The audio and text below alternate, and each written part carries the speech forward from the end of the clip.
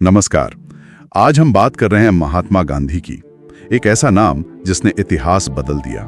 जी हाँ, और हम महात्मा गांधी एक महान आत्मा की जीवन गाथा इस स्रोत के आधार पर उनके जीवन और विचारों की गहराई में उतरने की कोशिश करेंगे। बिल्कुल, समझने की कोशिश करेंगे कि भाई ये अहिंसा और सत्य, ये इतने शक्तिशाली हथियार आखिर बने कैसे। और शुरुआत उनके उस मशहूर विचार से करते हैं ना, वो बदलाव बने जो आप दुनिया में देखना चाहते हैं। हाँ। सोचने वाली बात है, मतलब आज की दुनिया में ये कितना प्रासंगिक है। सही कहा। तो हम उनके शुरुआती जीवन पर बात करेंगे, फिर दक्षिण अफ्रीका के वो साल, भारत का स्वतंत्रता संग्राम, और हाँ, उनकी वो विरासत जो आज भी जिंदा है। कोशिश रहेगी कि हम उन पहलुओं को छुएं जो शायद उतने आम नहीं है। जरूर। तो शुरू करते हैं उनके बचपन से। पोरबंदर में जन्म, माँ धार्मिक, पिता दीवान, ये सब तो हम जानते हैं। हाँ, लेकिन स्रोत इस बात पर जोर देता है कि बचपन में वो शर्मीले जरूर थे, पर नैतिकता की समझ बहुत गहरी थी। अच्छा, ये सादगी का पूरा विचार। और फिर आया दक्षिण अफ्रीका का वो दौर 1893 से। वो ट्रेन वाली घटना। हाँ, वो सिर्फ एक घटना नहीं थी। स्रोत कहता है कि वो एक चिंगारी थी अन्याय के खिलाफ लड़ने की। वहीं पर सत्याग्रह मतलब सत्य की शक्ति, इसका विचार पनपा।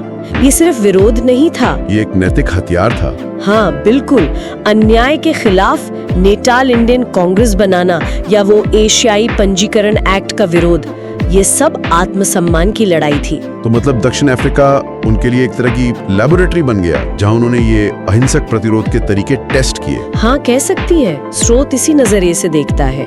वहाँ के अनुभवों ने उन्हें वो आत्मविश्वास और वो तरीके दिए जो 1915 में भारत लौटने पर बहुत काम आए। चंपारण 1917 वाला। हाँ, वो भारत में पहला बड़ा सत्याग्रह था किसानों के लिए, और उसने आगे के आंदोलनों की दिशा तय कर दी। और उसके बाद तो फिर असहयोग आंदोलन 1920-22 का। हाँ, हालांकि वो चौरी चौरा की वजह से वापस लेना पड़ा। सही। फिर वो दांडी मार्च 1930 का, नमक मार्च। अरे वो तो कमाल था। वाकई 240 मील पैदल चलना, नमक बनाना, ये सिर्फ कानून तोड़ना नहीं था, ये सीधे अंग्रेजी राज की जड़ पर चोट थी।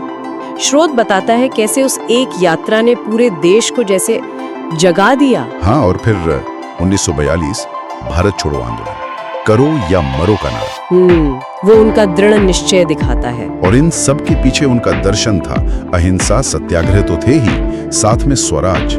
और स्वराज का मतलब सिर्फ राजनीतिक आजादी नहीं था। हाँ, आत्मिक स्वतंत्रता भी, और सर्वोदय मतलब सबका कल्याण, समाज के आखिरी इंसान का भी। बिल्कुल। और उनका जीवन भी तो वैसा ही था। हाँ, हाथ से काता खादी पहनना, वो सादा जीवन। दलितों को हरिजन कहना, उन्हें गले लगाना, ये सब उनके विचारों का प्रैक्टिकल रूप था।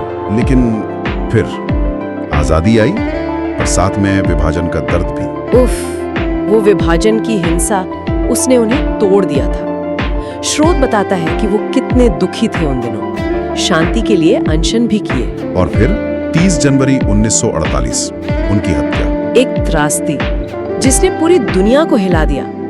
नाथुराम गोडसे का वो कदम सिर्फ एक व्यक्ति की हत्या नहीं थी, ये उन मूल्यों पर हमला था जिनके लिए गांधी जी जिए। सही कहा।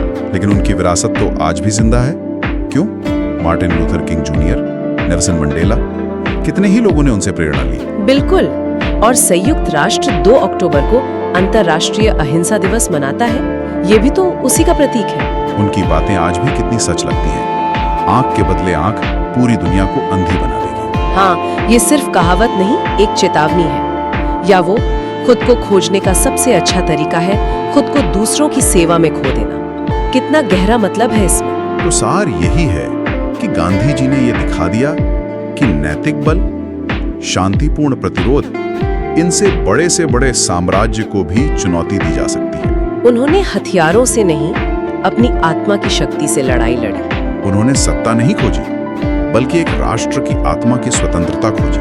और शायद इसीलिए वो महात्मा कहलाए। ये सब सुनने के बाद एक सवाल जरूर मन में आता है। आज का जो दौर है, इतना जटिल, कई बार हिंसक, हाँ, इसमें गांधी जी के सत्य और अहिंसा के सिद्धांत, ये कितने व्यवहारिक हैं? और क्या सिर्फ व्यक्तिगत स्तर पर बदलाव बनना, जैसा कि स्रोत भी कहता है, आज की बड़ी सामाजिक और राजनीतिक चुनौतियों के लिए काफी है? इस पर सोचना जरूरी है। Bye.